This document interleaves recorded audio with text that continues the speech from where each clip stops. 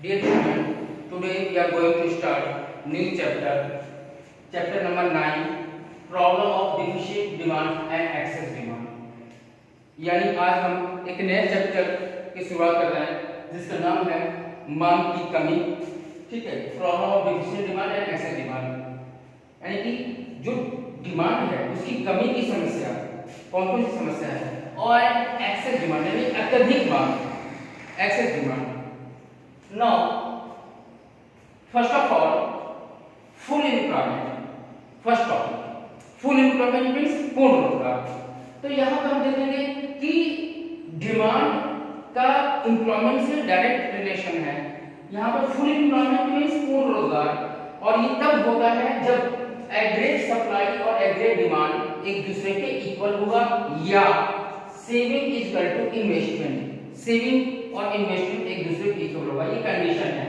और यहाँ पर क्या होता है फुल एम्प्लॉयमेंट में, फुल यूटिलाइजेशन ऑफ रिसोर्सेज, यानी कि रिसोर्सेज का पूर्णतः उपयोग किया जा चुका है।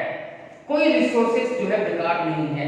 जितने भी लैंड एरिया थे, जितने भी फैक्ट्री की मशीनें थी, जितने भी वर्कर्स थे, सबको जो सभी रिसोर्सेज को फुली इंगेज किया जा चुका है।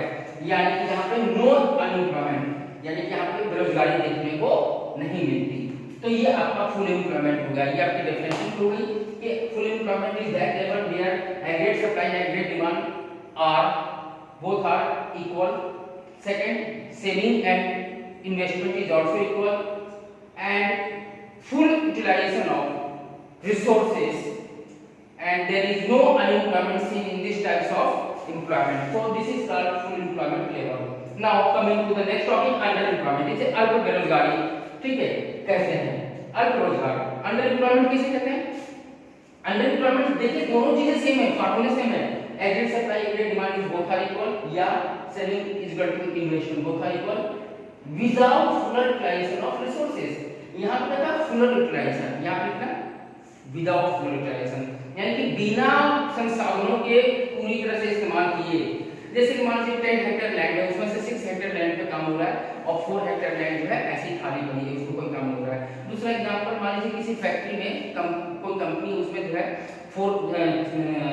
6 मशीनें हैं, 6 मशीनों से केवल 4 ही वर्किंग मशीन है, बाकी 2 मशीनों पे काम नहीं हो रहा है। तो हम ये कह सकते हैं कि जो है ये यहाँ पे, या एक और एग्जांपल है किसी कंपनी में जो है 100 वर्कर है, 100 में से 60% वर्कर काम कर रहे हैं, 40% काम नहीं कर रहे हैं, ठीक है, या उनको निकाल दिया गया। तो इसे हम क्या कहते हैं? Under employment without full utilisation of resources, यानी कि रिसोर्सेज होते हुए भी हम उसका इस्तेमाल प्रोडक्शन एक्टिविटी में नहीं कर रहे हैं। तो यहाँ पे क्या देखने को मिलेगा? अनएम्प्लॉयमेंट। जाहिर सी बात है अनएम्प्लॉयमेंट क्रिएट होगा कि resources are not fully and efficiently utilized for the production of any goods, some resources are ideal, this situation called under employment. Okay, coming to the next, देखिए पेयर में है, हमने grouping करके बनाया है। Second है आपका वॉलंटरी एंड इनवॉलंटरी। वॉलंटरी का मतलब होता है ऐच्छिक, ऐच्छिक मींस जो अपनी इच्छा पर निर्भर हो, ठीक है, मैं ग्रुप डिसीजन ले सकता हूं, ये मेरी इच्छा पर निर्भर है, ठीक है। तो यहां voluntary employment means some people are not willing to work at the existing wage rate, यानी कि कुछ लोग जो ऐसे होते हैं समाज में, देश की अर्थव्यवस्था में, जो मजदूरी मिल रही है, जो सैलरी मिल रही है, जो वेजेस दिया जा रहा है, उस वेजेस पे वो संतुष्ट नहीं है, वो नहीं चाहते कि उस वेजेस पे वो काम करे। तो इस तरह से हम इसे क्या कहेंगे? ये कहेंगे वॉलंटरी अनएम्प्लॉयमेंट, यानी कि जॉब होते हुए भी, एम्प्लॉयमेंट होते हुए भी, रोजगार होते हुए भी वो उसको जो है अपनी इच्छा से उन्होंने क्या कर दिया? रिजेक्ट कर दिया कि नहीं भाई मैं तो इतना पीजी हूँ, ठीक है, एमबीए किया हूँ, या जो भी मेरी क्वालिफिकेशन है, और मैं इस ग्रेड का जो है, इससे लो लेवल का मैं कोई जॉब नहीं करूंगा, ठीक है। तो ये आपका कहलाएगा वॉलंटरी अनएम्प्लॉयमेंट, यानी कि जो पोस्ट दी जा रही है, जितनी पगार उसको दी जा रही है, जितनी सैलरी या वेजेस दिए जा रहे हैं, उतने वो संतुष्ट नहीं है, वो अपनी इच्छा से उसको त्याग दिया, मुझे नहीं करना। तो ये आपका वॉलंटरी अनएम्प्लॉयमेंट होगा। इनवॉलंटरी अनएच, यानी कि some people are not getting work, कुछ लोग काम करना चाहते हैं, इच्छा भी है, ठीक है, नॉट गेटिंग वर्क, पर उसको काम नहीं मिलता। Even when they are willing to work, इच्छा होते हुए भी उनको काम नहीं मिलता। मैं जो भी वेजेस दिया जाए, जो भी सैलरी दी जाए, कोई भी पोस्ट हो, बस मुझे नौकरी मिलनी चाहिए, पर उनको नौकरी नहीं मिलती। तो इसे हम कहते हैं इनवॉलंटरी एम्प्लॉयमेंट। नेक्स्ट आता है फुल एम्प्लॉयमेंट। ध्यान दिया, फुल एम्प्लॉयमेंट और नेचुरल एम्प्लॉयमेंट, दोनों के बीच में डिफरेंस अगर आ गया कैसे लिखेंगे? तो फुल एम्प्लॉयमेंट पहले भी मैंने आपको बताया था, एक तो कंडीशन हो रही when all those who are able to work and willing to work at the exacting wage rate and getting work is known as full employment। यानी इसी चीज को यहाँ पर दूसरे लैंग्वेज में लिखा हुआ कि जो व्यक्ति काम करने के योग्य है, वो काम करना चाहता भी है और जो वेजेस से सैलरी दी जाती है उसको वो संतुष्ट है कि हाँ मुझे अच्छा लग रहा है, मुझे ये काम करना है, ठीक है, तो उसे हम क्या कहेंगे? फुल एम्प्लॉयमेंट कहेंगे। यानी यहाँ पर अनएम्प्लॉयमेंट की कोई कंडीशन नहीं है, यहाँ पर सबको रोजगार मिल रहा है और सब लोग संतुष्ट भी हैं। इसका मतलब हुआ demand of labour and supply of labour, demand of labour and supply of labour both are equal, यानी कि जितनी मार्केट में इकोनॉमी में लेबर की डिमांड है उतनी उसकी सप्लाई है, और ये स्थिति कहलाती है इक्विलिब्रियम लेबर का, यानी कि इकोनॉमी में बिल्कुल संतुलन है, यानी कि 100 वर्कर की डिमांड है उतनी 100 वर्कर की सप्लाई भी है, ओके, और सभी को काम मिल रहा है, तो ये आपका फुल एम्प्लॉयमेंट कहलाएगा।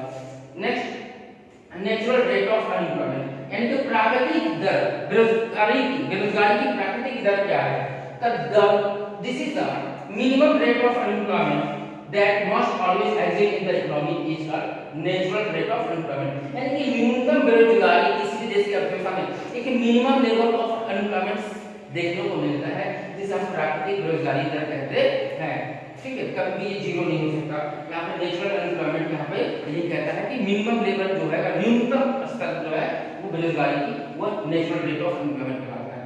और next second last frictional unemployment, frictional का मतलब संघर्षात्मक, संघर्ष करना, ठीक है, तो इसे बेरोजगारी का जो है सेकंड लास्ट पॉइंट है ये frictional unemployment. It is the unemployment associated with the changing of job in dynamic economy, dynamic माने चेंजेबल, परिवर्तनीय, जिसमें हमेशा कुछ ना कुछ बदलाव होते रहते हैं। तो हमारे देश की अर्थव्यवस्था में या किसी भी कंट्री में जो है इकोनॉमी में चेंजेस आते हैं, किसी भी कारण से हो सकते हैं, जैसे कि यहाँ पे रॉ मटेरियल कॉजेस दिया हुआ, शॉर्टेज ऑफ रॉ मटेरियल कम हो गया, शॉर्टेज ऑफ पावर सप्लाई, बिना पावर सप्लाई के कोई इंडस्ट्री चलेगी नहीं, ठीक है, wear and tear of machine टूट गया, तो लोग क्या करते हैं, भाई कंपनी में काम नहीं मिल रहा, चलो इस जॉब को छोड़कर कहीं और दूसरी जॉब में चला जाए।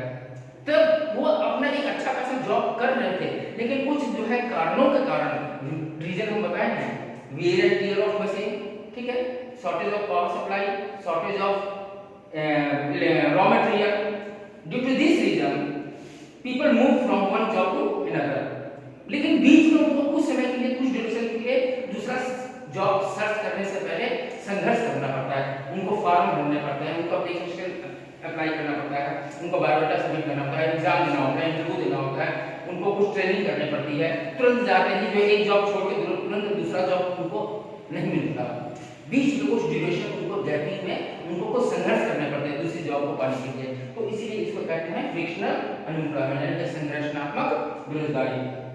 And the last structural employment, यहाँ तक बेरोजगारी, ये क्या है?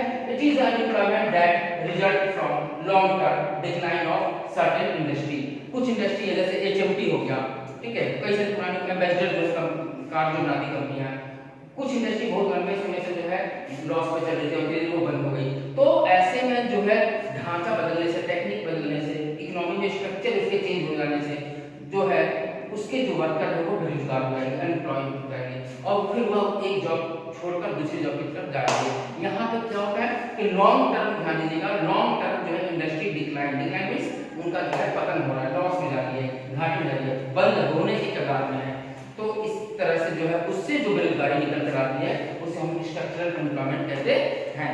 तो यहाँ पर हमने देखा आपका सीक्वेंस में कि there are different types of employment and full employment and how can student differentiate between these two out of any these two or either these two or these two, ठीक है, इनमें से किसी में भी जो है आपका डिफरेंशिएट करके आ सकता है, 1 मार्क्स के क्वेश्चन आ सकते हैं, पर आपको जो सिंपल सॉलिड डेफिनेशन याद करना है along with फार्मूला, ठीक है, हमने ये पॉइंट्स लिखे हुए हैं, नोट्स है, समझ लीजिए आपका सॉलिड, इसको आप नोट कर लेते हैं फेयर कॉपी में और इसको रिवाइज करना है। नेक्स्ट जो टॉपिक है आपका, जो लेसन है आपका problem of deficit demand and excess demand, वो हम डायग्राम और डेफिनेशन के द्वारा उसको एक्सप्लेन करेंगे। Thank you very much.